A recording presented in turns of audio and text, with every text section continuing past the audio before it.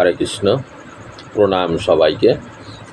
আমি পড়ছি মহাভারতের আদি পর্ব থেকে সমুদ্র মন্থন আরম্ভ। এর আগের পর্বে ছিল সমুদ্র মন্থনের প্রশ্ন, তো এর পরে হচ্ছে সমুদ্র মন্থন আরম্ভ। তো আসুন দেখি এখানে কি শ্রবণ করি সবাই। অষ্টদশ অধ্যায় সমুদ্র মন্থন আরম্ভ। উগ্রশ্রবা কহিলেন, দেবগণ অমৃত মন্থনে আদেশ পাইয়া মন্দর ভূধরকে মন্থন দণ্ড করিতে মন স্থির করিলেন, কিন্তু গগনস্পর্শ শিখরমালায় সুশোভিত। দেবতারা কি করলেন? সেই আদেশ পেয়ে এই যে মন্দর পর্বত, একে সেই গোয়ালারা ঘোল টানে যে দণ্ড, এর আরেকটি নাম আছে, যদিও আমার স্মরণে আসছে না, তো সেই দণ্ড বানালেন। কিন্তু গগনস্পর্শী শিখরমালায় সুশোভিত বহুতর লতাজালে জড়িত নানা জাতীয় বিহঙ্গম নিনাদে নিনাদিত বহুবিধ ব্যালকুল সমাকীর্ণ অশ্পরাগণ ও কিন্নরগণ কর্তৃক নিরন্তর সেবিত 11,000 যোজন উন্নীত, 11,000 যোজন পরিমাণে সেটার উঁচু, তৎপরিমাণে ভূগর্ভে নিখাত, মানে 11,000 ভূমির উপরে আর 11,000 ভূমির নিচে। গিরিবর মন্দরের উত্তোলনে অশক্ত হইয়া ব্রহ্মা ও নারায়ণের সমীপে গিয়া কৃতাঞ্জলি পুটে নিবেদন করিলেন। সেটা তোলা অসম্ভব হয়ে পড়ল, পারছে না তুলতে। তাকে যে মন্থন দণ্ড বানাবে, কিন্তু 11,000 খালি ভূমির উপরে আর 11,000 ভূমির নিচে, তাকে যে মন্থন দণ্ড বানাবে সে তো তুলতেই পারছে না। তো তখন কি করলেন? সমস্ত দেবতারা গিয়ে নারায়ণ ও ব্রহ্মা ও নারায়ণের সামনে তখন হাত জড়ো করে দাঁড়ালেন। আপনারা আমাদিগের হিত সাধনার্থে কোনো সদুপায় নির্ধারণ ও মন্দরোদ্ধরণে প্রযত্ন করুন। এই যে মন্দর পর্বতকে তুলব, আপনারা কোনো উপায় বলুন, আমরা এটা তুলতে পারছি না। অপ্রেম আত্মা ভগবান বিষ্ণু ও ব্রহ্মা দেবতাদিগের প্রার্থনায় সম্মতি প্রকাশপূর্বক ভুজাঙ্গাধিপতি অনন্তদেবকে মন্দরোত্তোলনে অনুমতি করিলেন। অনন্তদেব তাকে নারায়ণ বললেন যে তুমি এই মন্দর পর্বত তুলতে সাহায্য করো দেবতাদের। মহাবল পরাক্রান্ত অনন্ত তাহাদের আদেশ পাইয়া সমস্ত বন ও বনবাসীগণের সহিত সেই গিরিবরের উদ্ধারণ করিলেন। তখন সেই অনন্তনাগ গিয়ে সেই মন্দর পর্বতকে তুললেন দেবতাদের সাথে। অনন্ত আর দেবগণ অনন্তদেবের সহিত নিধি তীরে সম উপস্থিত হইয়া সমুদ্রকে সম্বোধন করিয়া কহিলেন। তখন সেই যে সমুদ্রে, সেই সমুদ্র মন্থন হবে যে সমুদ্রে, তার কিনারে নিয়ে গেলেন এই মন্দর পর্বতকে, নিয়ে সেই সমুদ্রকে সম্বোধন করলেন, করে বললেন, আমরা অমৃত লাভের জন্যে তোমার জল মন্থন করিব। তখন সেই সমুদ্রকে বললেন যে আমরা অমৃত লাভের জন্যে তোমাকে মন্থন করব। অর্ণব কহিলেন, মন্দর ভ্রমণ দ্বারা আমার অনেক ক্লেশ সহা করিতে হইবে। তখন সেই সমুদ্র বললেন যে এই মন্দর পর্বত যখন আমার এতে ঘূর্ণীয়মান হবে, ঘুরতে থাকবে, তখন আমার অনেক কষ্ট হবে, সেটা আমাকে সহ্য করতে হবে। অতএব আমিও যেন লাভের অংশ পাই, অতএব আমাকেও যেন সেই অমৃতের ভাগ দেওয়া হয়। তদনন্তর সমস্ত দেবগণ ও অসুরগণ কূর্মরাজকে কহিলেন। তখন সমস্ত দেবগণ অসুরগণ, কূর্ম অর্থাৎ কচ্ছপ রাজ, তুমি এই গিরিবরে অধিষ্ঠান হও, তুমি এই গিরিবরের নিচে অধিষ্ঠান হও। একে পিঠে ধারণ করবে। কুর্মরাজ তথাস্তু বলিয়া স্বীয় পৃষ্ঠে মন্দরগিরি ধারণ করিলেন। তখন সেই কুর্মরাজ কচ্ছপ সেই মন্দর পর্বতকে, তাহলে কচ্ছপটার কত ক্ষমতা, সেই এত বড় সহস্র যোজন উপরে আর সহস্র যোজন নিচে এতটা লম্বা সেই মন্দর পর্বতকে তার পিঠে ধারণ করলেন। দেবরাজ ইন্দ্র কুর্মরাজ পৃষ্ঠে অধিষ্ঠিত গিরিরাজকে যন্ত্র সহকারে চালিত করিলেন। তখন সেই দেবরাজ ইন্দ্র কুর্মরাজের পিঠে সেই যে মানে পর্বতকে চালনা করতে লাগলেন।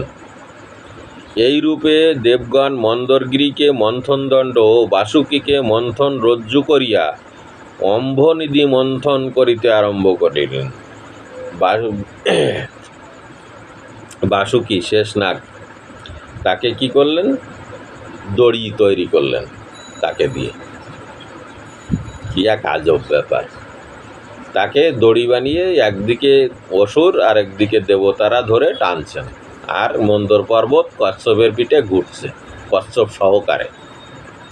মহাবল পরাক্রান্ত দানবদল রজ্জুভূত বাসুকীর মুখদেশ ও সুরগণ পুচ্ছদেশ ধারণ করিলেন। দানবেরা কি করলেন, তারা মুখের দিকে ধরলেন আর দেবতারা লেজের দিকে। ভগবান অনন্তদেব সাক্ষাৎ নারায়ণের অংশস্বরূপ, এই নিমিত্ত তিনি আপন দুঃসহ বিষবেগ সংবরণ করিলেন। অনন্তদেব সাক্ষাৎ নারায়ণের অংশ, তিনি সেই ওর যে বিষ বেগ, এই যে টানছে তাতে তার বিষ বেরিয়ে আসার মতো, তা সেইটাকে সম্বরণ করলেন। মন্থনকালে দেবগণ নাগরাজকে এমতো বলপূর্বক আকর্ষণ করিতে লাগিলেন যে তাহার মুখ হইতে নিরন্তর অগ্নিস্ফুলিঙ্গের সহিত নিঃশ্বাসবায়ু নির্গত হইতে লাগলো। সে যে নিঃশ্বাস ছাড়ছে সেটা আগুনের ফুলকির মতো। ওই ধূমাগ্নি সহিত নিঃশ্বাসবায়ু সচপলা মেঘমালা রূপে পরিণত হইয়া নিতান্ত শ্রান্ত একান্ত সন্তপ্ত দেবাসুরগণের উপর বাড়ি বর্ষণ করিতে লাগিল। সেই আগুনের ফুলকি এতটাই তীব্র যে মেঘের রূপ ধারণ করে বৃষ্টি হচ্ছে, যে উপরে যে মেঘটা সেটা গলে গিয়ে বৃষ্টি হচ্ছে, এবং সেই গিরিবরের শৃঙ্গ হইতে পুষ্পবৃষ্টি হইতে লাগলো। সেই মন্দর পর্বতের উপরে যে ফুল গাছ ছিল সেই ফুল গাছ থেকে ফুল পড়তে লাগলো তাদের মাথায়। দেবাসুরগণ মন্দর ভূধর দ্বারা এই রূপে সমুদ্র মন্থনে প্রবৃত্ত হইলেন। মধ্যমান মহোদধি হইতে ঘোরতর ঘনঘটার গভীর গর্জনের ন্যায় ভয়ঙ্কর শব্দ উঠিল। মন্দরাদ্রির মর্দনে সমুদ্রস্থ শত শত জলচরগণ বিনিবিষ্ট হইয়া পঞ্চত্ব পাইল। বহু মানে সমুদ্রে যেসব বাস করে বিভিন্ন প্রাণী আছে, মাছ আছে, জীব, তার ভিতরে যা থাকে তারা মরতে থাকলো, এবং পাতালস্থ অন্য অন্য নানাবিধ জলজন্তুগণও প্রাণত্যাগ করিতে লাগিল। পাতালেও যেসব প্রাণীরা বাস করে তারাও মরতে শুরু করলো। সেই গিরিরাজ অনাবর্ত ভ্রাম্যমান হওয়াতে তাহার শিখরস্থ প্রকাণ্ড বৃক্ষ সকল পরস্পর সংঘৃষ্ট হইয়া বিভঙ্গকুলের সহিত ভূতলে পতিত হইতে লাগিল। মন্দর পর্বতের উপরে যে গাছপালা ছিল তাতে যে পশু পাখি পক্ষী বাস করত, এবং সেখানে তার উপরে চড়ে বেড়াতো যে পশু তারাও মানে একে অপরের সঙ্গে ধাক্কা লেগে তারাও মানে নিচে পড়তে লাগলো।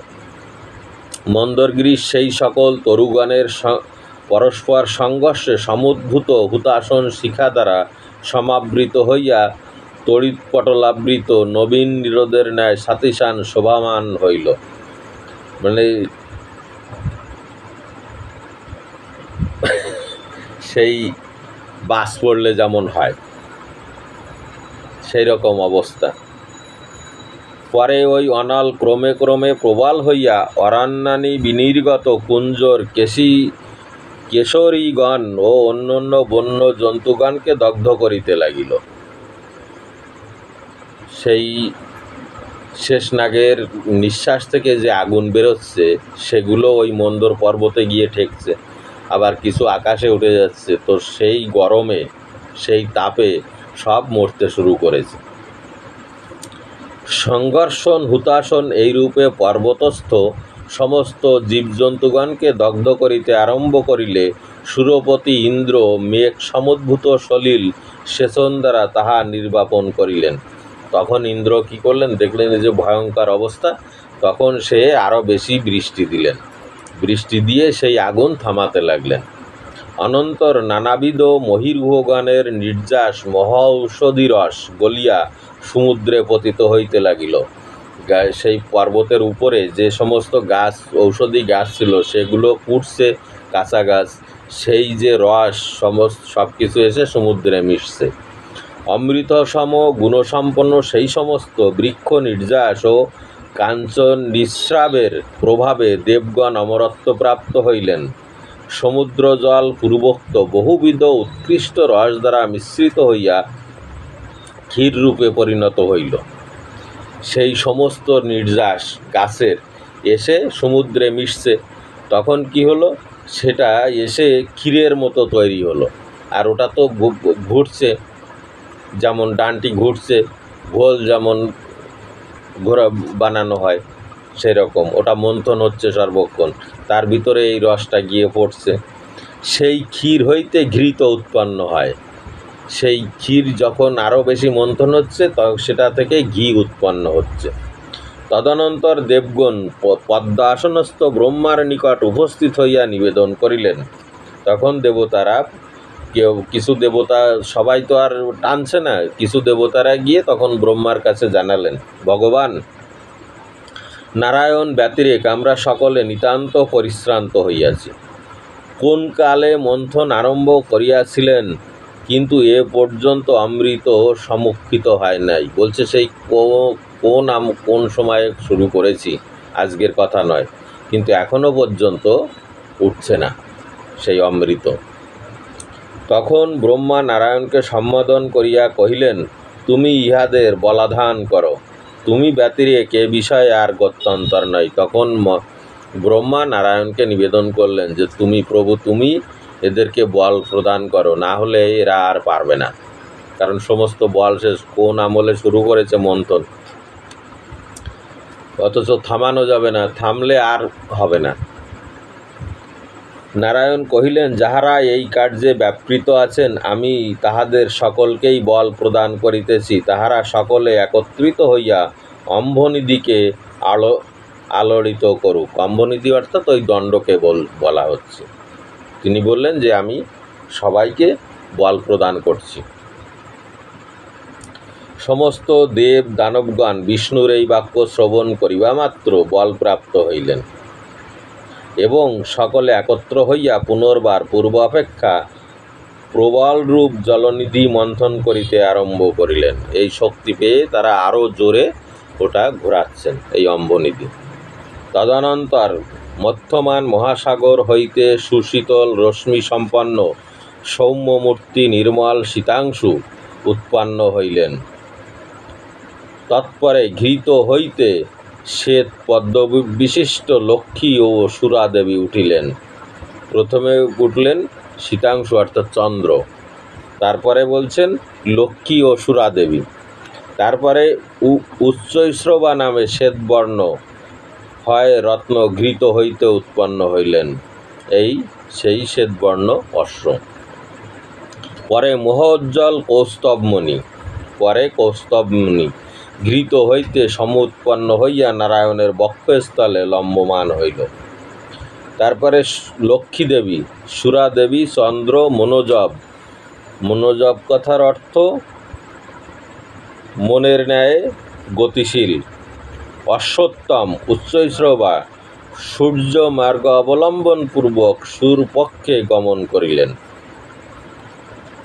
পরিশেষে মূর্তিমান ধন্বন্তরী অমৃত পূর্ণ শ্বেতবর্ণ কমণ্ডল হস্তে লইয়া সমুদ্র হইতে আবির্ভূত হইলেন। সব শেষে মূর্তিমান ধন্বন্তরী অমৃতপূর্ণ শ্বেতবর্ণ কমণ্ডল হাতে নিয়ে সমুদ্র হইতে উঠলেন। দৈত্যগণ এই অদ্ভুত ব্যাপার নিরীক্ষণ করিয়া এই অমৃত আমার বলিয়া ঘোরতর কোলাহল আরম্ভ করিল। তখন দৈত্যরা বলছে অমৃত আমাদের বলে যেমনটা হয় সবাই সেটা কাড়াকাড়ি করার চেষ্টা করছে। তদনন্তর শ্বেতকায় দন্তচতুষ্টয় বিশিষ্ট ঐরাবত নামে মহাগজ সমুৎপন্ন হইল।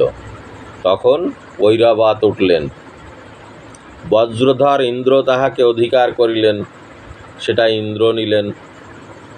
সুরাসুর তথাপি ক্ষান্ত না হইয়া অনবরতই মন্থন করিতে লাগিল। তখন আবারও মন্থন করে চলেছেন, তাহাতে কালকূট গরল উৎপন্ন হইল।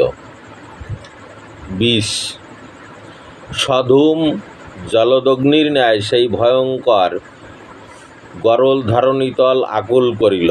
সেই বিষে আগুনের থেকেও তেজ বেশি। কালকূটের কটু গন্ধে আঘ্রাণ করিয়া ত্রিলোকী মূর্ছিত হইল। অনেকেই সেটা শুধু গন্ধ নিয়ে ত্রিলোকী অর্থাৎ তাদের সেই দেবতারা অজ্ঞান হয়ে পড়ছে। ব্রহ্মা তদবলোকনে ভীত হইয়া অনুরোধ করাতে সাক্ষাৎ মন্ত্রমূর্তি ভগবান ভবানীপতি তৎক্ষণাৎ ওই বিষম বিষরাশি পান করিয়া কণ্ঠে ধারণপূর্বক ত্রৈলোক্য রক্ষা করিলেন। তখন ব্রহ্মা দেখল যে সর্বনাশ, গিয়ে শিবকে অনুরোধ করলেন যে তুমি এটা ধারণ করো। তখন শিব সেই বিষ পান করে কণ্ঠে ধারণ করলেন। তদবধি তিনি নীলকণ্ঠ নামে খ্যাত হইয়াছেন। সেই থেকে শিবের এক নাম নীলকণ্ঠ। দানবগণ এই অদ্ভুত ব্যাপার নিরীক্ষণে হতাশ হইয়া অমৃত ও লক্ষ্মী লাভার্থ দেবতাদিগের সহিত ভয়ঙ্কর বিরোধ আরম্ভ করিল। দেবতাদের সাথে গণ্ডগোল শুরু করে দিল। তখন ভগবান নারায়ণ মোহিনী মায়া আশ্রয় করিয়া নারী রূপ ধারণপূর্বক অসুর সমূহের সম্মুখে উপস্থিত হইল। তখন স্বয়ং নারায়ণ মোহিনী রূপ ধারণ করে তাদের সামনে আসলেন। মূঢ়মতি দানবদল মোহিনী রূপধারী ভগবানের অপূর্ব রূপ লাবণ্য দর্শনে মোহিত ও তদ্গত চিত্ত হইয়া তাহাকে অমৃত সমর্পণ করিল। সেই মোহিনী রূপ দেখে তারা কী করল, তারা ওই দেখতে গিয়ে সেই আপনার যে অমৃত ভাণ্ড সেটা তার হাতে দিলেন। এরপরে রাহুর মস্তক ছেদন। এটা এই পর্যন্তই, দেখি এর পরের পর্বে কী আছে। হরে কৃষ্ণ।